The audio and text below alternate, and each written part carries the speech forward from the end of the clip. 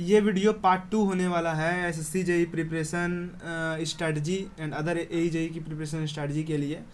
जो न्यू हैं उनको बता दूं कि मेरी AIR 54 आई हुई है एसएससी जेई 2022 में, and I got selected for CPWD department.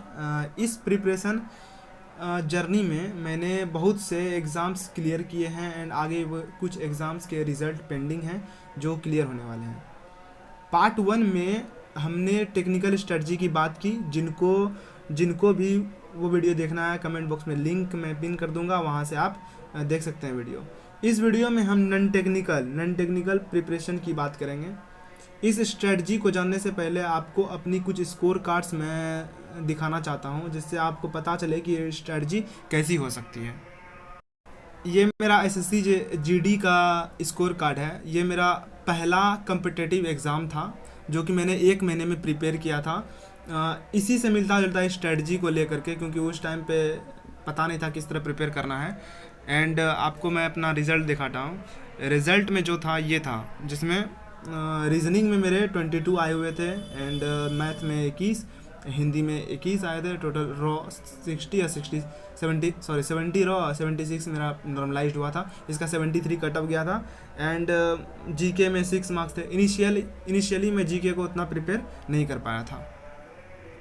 ये आरआरबी एनटीपीसी का स्कोर कार्ड है, जिसमें मेरे 74 रॉ मार्क्स थे and after normalization approx 81 marks गए थे, जिसमें मैं लेवल 2 एंड लेवल 3 दोनों के लिए सिलेक्ट हुआ था। इसको प्रिपेयर करने में मुझे 6 मंथ लगे थे और इसमें काफ़ी हद तक जीके में मार्क्स इम्प्रूव हुआ था। ये इंडियन कोस्ट गार्ड का स्कोर कार्ड है, जिसमें एक यांत्रिक इलेक्ट्रिकल करके एक पोस्ट आता है, उसका एग्ज़ाम था। एंड इसमें जो मेरे मार्क्स थे न, बेसिकली मैं ये तीनों स्कोर कार्ड नॉन टेक्निकल में कितना मार्क्स आ सकता है इस स्ट्रेटजी को फॉलो करके सही ढंग से, वो मैं आपको दर्शाने वाला हूँ। तो इसमें जो नॉन टेक्निकल का पोर्शन था वो सेक्शन 1 था, जो टोटल सेक्शन 1 में 60 मार्क्स का क्वेश्चन रहता है, 30 पे पास होता है, ठीक है। 48 मार्क्स थे, अप्रॉक्स 80%, जो कि इसमें नॉर्मलाइजेशन नहीं होता है, जो टोटल रॉ मार्क्स होता है। और इसके नीचे अगर देखें तो यहाँ पर बताया जाता है कि you are absent for stage 2 examination. Stage 2 के लिए मैं क्लियर था एंड स्टेज 2 में मैं एब्सेंट हो गया। क्यों? क्योंकि फिजिकल था उसमें।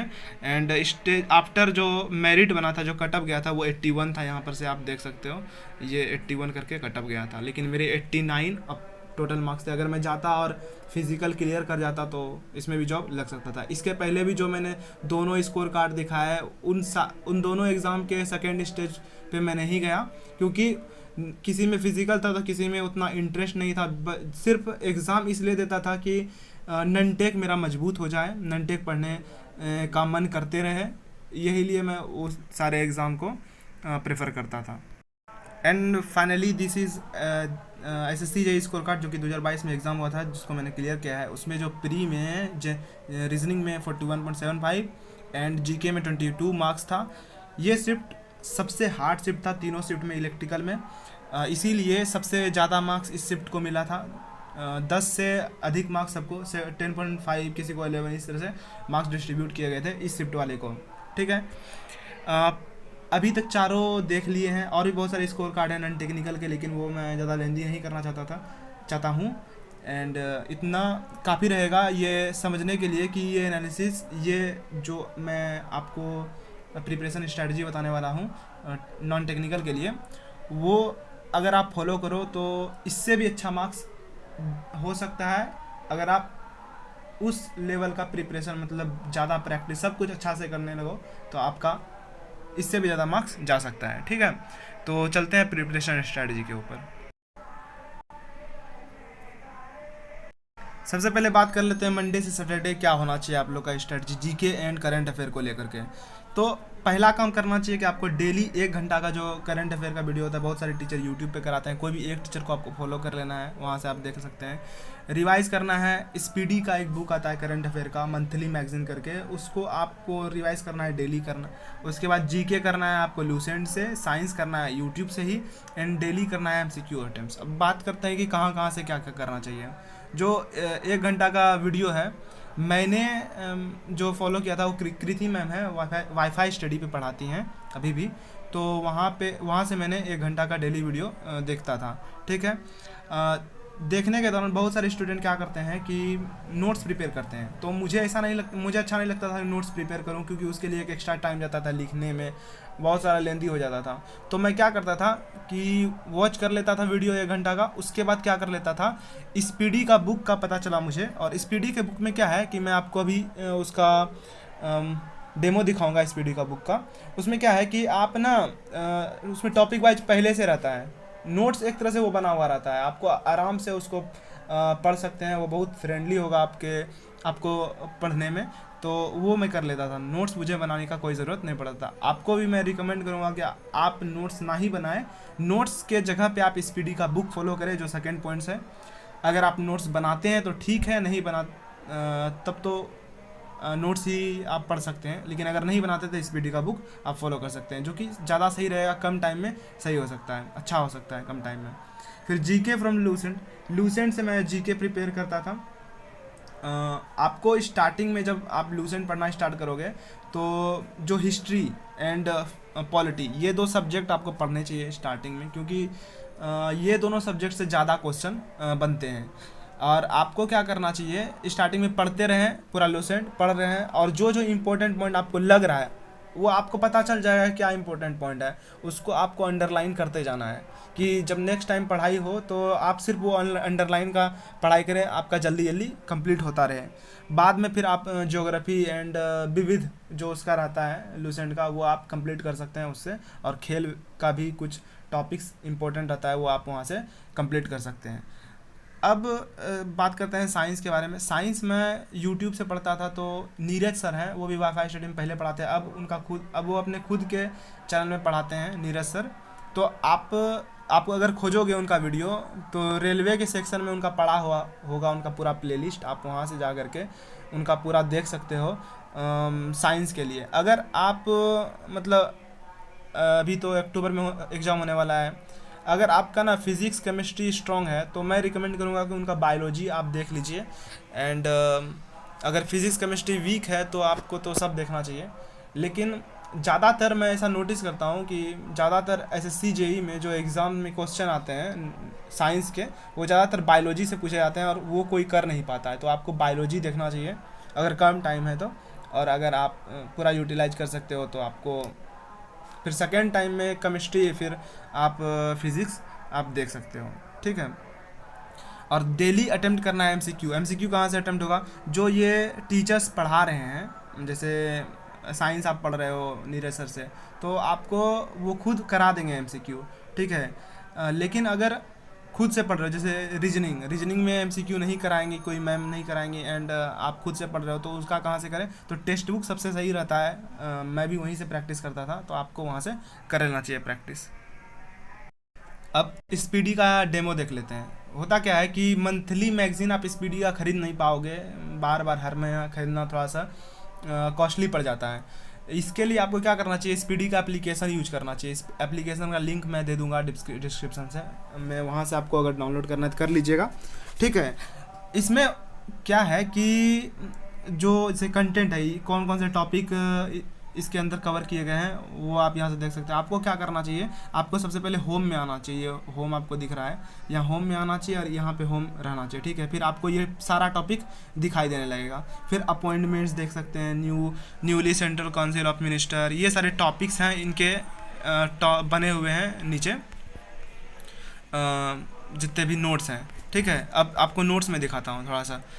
अपॉइंटमेंट में मैं जाता हूँ, अपॉइंटमेंट में आप देख सकते हैं कि यहाँ राष्ट्रपति लिखा हुआ है, जितने भी जो पोस्ट पे हैं वो सारा डिटेल आपको यहाँ पे मिल जाएगा।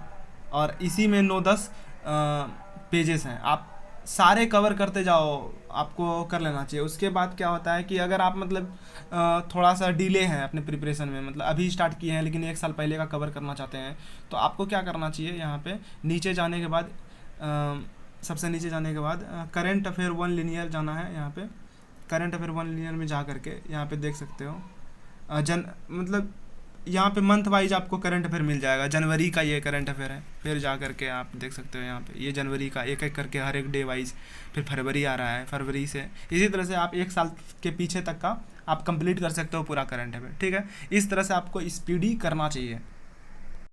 ये मेरे लूसेंट के नोट्स का डेमो है। यहाँ पे देख सकते हो कि मैंने लूसेंट में क्या किया, एक बार मैं पूरा पढ़ा था, ठीक है। पढ़ने के बाद क्या करता था कि जो भी इंपॉर्टेंट लगते थे मैं उसको अंडरलाइन कर रहा हूँ या रंग दे रहा हूँ, ठीक है, उसको बाद में कम टाइम में पढ़ सकूँ। अब आपको पता कैसे चलेगा कि क्या रंगना है?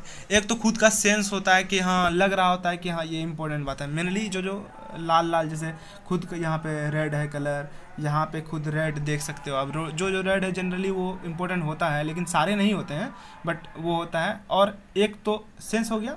दूसरा क्या है कि आप अगर क्वेश्चन प्रैक्टिस करोगे तो आप यूज टू रहोगे क्वेश्चन को लेकर के। जब क्वेश्चन को लेकर के आप यूज टू रहोगे तो आपको सेलेक्ट करने में बहुत आसानी रहेगा। आपको लगेगा कि हाँ ये पूछा हुआ है कभी ऐसा करके, तो आप अच्छे से सेलेक्ट कर सकते हो। नहीं तो स्टार्टिंग में पढ़ने पे लगता है कि हाँ ये इम्पोर्टेंट हो सकता है, तो आप जितना ज़्यादा हो उसको सेलेक्ट करें। कम से कम अगर छांट पाते हैं तो कम ही से कम छांटें, और फिर सेकेंड टाइम जब पढ़ें तो किसी दूसरे कलर से फिर आप उसको रंगा सकते हैं। तो इस तरह से आपको लूसेंट करना चाहिए।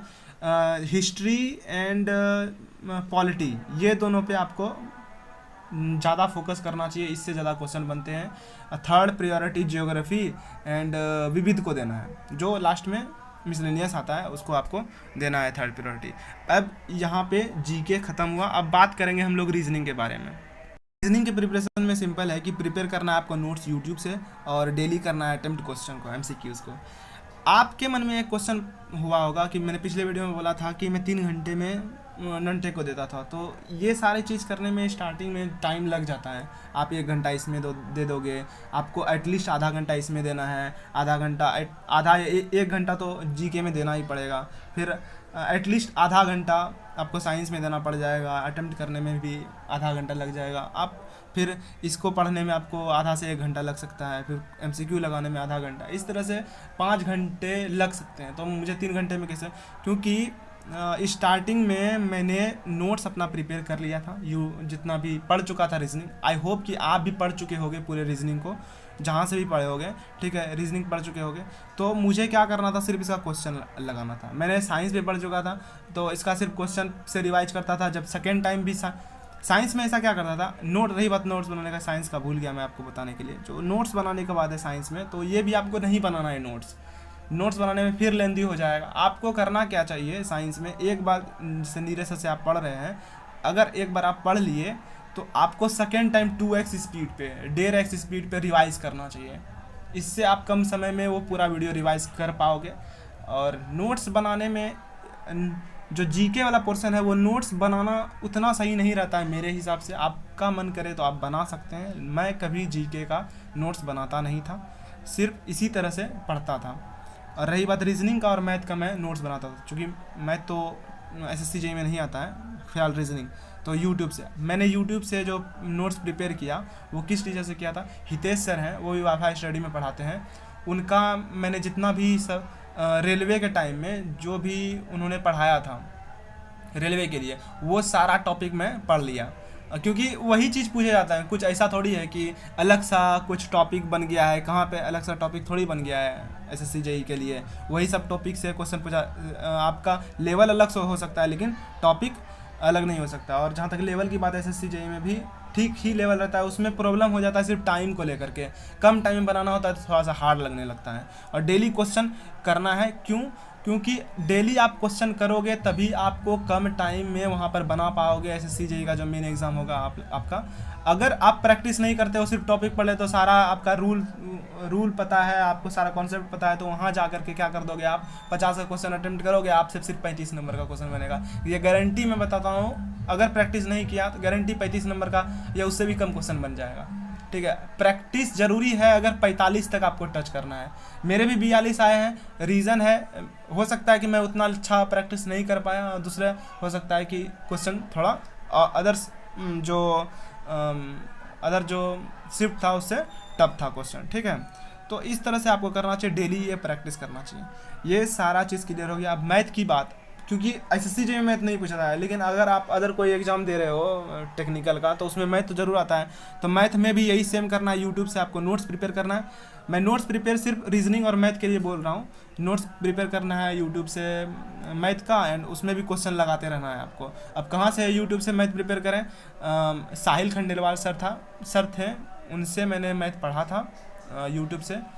तो आप किसी और से भी पढ़ सकते हैं, लेकिन मैं उनसे पढ़ा था। और रही बात क्वेश्चन लगाने का, तो क्वेश्चन लगाने के लिए सर खुद लगवाते हैं क्वेश्चन। एंड अगर वो भी क्वेश्चन अगर आपको कम पड़े तो टेक्स्ट बुक है ही, टेक्स्ट बुक से आप क्वेश्चन लगा सकते हैं टॉपिक वाइज, वहाँ से मिल जाएगा।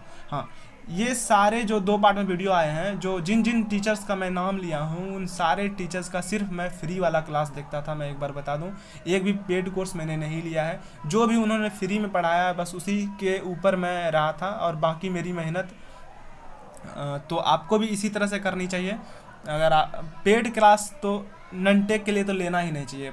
एकदम परफेक्ट यूट्यूब पे है, उतना सफिशियंट होगा जो आपको कोई भी ननटेक का, स्पेशल ननटेक का एग्ज़ाम निकलवा दें। तो टेक्निकल तो दूर गया। तो ये बात है।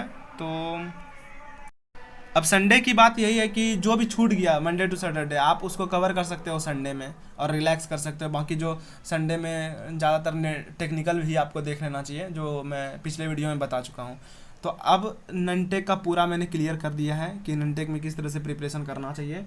और आगे 3rd वीडियो जो होने वाला है, इसी जो ये नोट्स हैं इनको अपग्रेड कैसे करें, और अपने जो प्रिपरेशन को है नेक्स्ट लेवल पे कैसे, फाइनल टच कैसे दें, जो कि ज़रूरत होता है आदमी को, जो कि बिगिनर से ऊपर है, बहुत कुछ कर चुका है, अब वो उनका एग्ज़ाम निकल रहा है, नज़दीक है, वो 10 20 30 नंबर के रेंज में उनका कट ऑफ है। तो उनको क्या करना चाहिए, किस तरह से अपना नोट्स को इम्प्रोवाइज़ करना चाहिए, वो मैं बताऊंगा। और इसका फाइनल पार्ट वही होगा, ठीक है। इसके बाद मैं आपको बहुत आगे प्रिपरेशन के बारे में बहुत से टिप्स देने वाला हूँ, छोटे छोटे, जो कि आपको इम्प्रूव करने में अच्छे लगेंगे। लेकिन वो जो मेन वीडियो पार्ट 3rd में आने वाला है, ठीक है, जल्दी आ जाएगा। फ़िलहाल ये वीडियो बहुत लंबा हो रहा है, तो यहीं पे वीडियो समाप्त करते हैं। जय हिंद।